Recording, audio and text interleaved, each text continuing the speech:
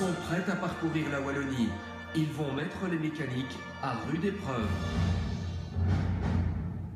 4 vélos électriques pour 4 testeurs dans une étape à rebondissement. Et c'est parti pour plus de 40 km. Il faut bien avouer que le vélo électrique, au début, c'est magique. Surtout pour Marc, qui ne pratique plus de sport depuis 10 ans. C'est une grande découverte. Je n'ai jamais roulé à 30 km/h ici. Ça va tout seul. Super, ça me donne juste envie de troquer mon vélo pliant contre un vélo électrique pour pouvoir en profiter tout le temps. Sur tous les vélos, l'assistance électrique se coupe à partir de 25 km/h. Et visiblement, tous les compteurs ne sont pas d'accord. Voilà, comme ici, la quoi là 24.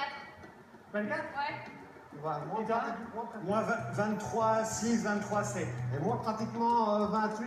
Mais Moi non. je suis déjà à 25. Quand on est à 27 km/h, moi je n'ai plus d'assistance, tandis que mes collègues gardent leur assistance parce qu'eux roulent à 24 km/h.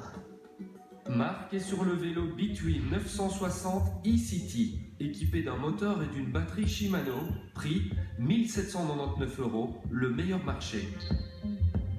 Et alors le poids du cycliste a une importance énorme. Je me sens visé. Non, mais...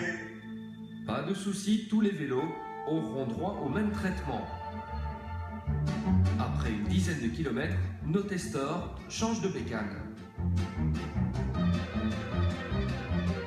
C'est de la dynamite!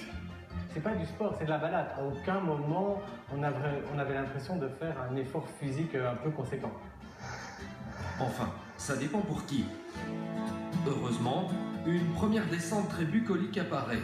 Mike Defresne prend les devants sur le vélo Oxford AGT avec un moteur et une batterie Transix, prix 2215 €. L'Oxford, je dirais, c'est une bonne surprise, c'est un bon rapport qualité-prix. On sent qu'il démarre très vite, mais il ne s'arrête pas automatiquement quand on arrête de pédaler. Deuxième changement de vélo pour attaquer la première difficulté du jour. La côte de Lustin, une ascension de presque 3 km. Gilles Boudgeber se sent pousser des ailes. Vous voyez, je suis comme une fleur là. J'ai sélectionné la vitesse turbo, qui est encore au-dessus de la vitesse sport. Et là, pour le moment, je me balade. Quoi. On a l'impression d'être sur le plat, alors qu'il me semble que la route monte quand même de façon assez sévère. Il roule sur le Diamond Liberty avec un moteur et une batterie Bosch. Il est vendu à 1999 €. C'est la Rolls-Royce des vélos électriques. Il y a une synergie parfaite qui se fait entre l'effort et le moteur, ce qui donne une impression de confort et de facilité. Il nous en manque un là. Mais derrière, Mike éprouve des difficultés. Il est lâché dans la côte. Eh bien, c'est terrible. Terrible, inimaginable, inimaginable. Alors, je ne parvenais pas à dépasser les 20 km/h en pédalant à un bon rythme, en changeant les vitesses, en étant dans l'assistance maximale. Les kilomètres défilent. Nos cyclistes assistés électriquement approchent des 40 km. Ils vont changer une dernière fois de monture avant la dernière difficulté du jour.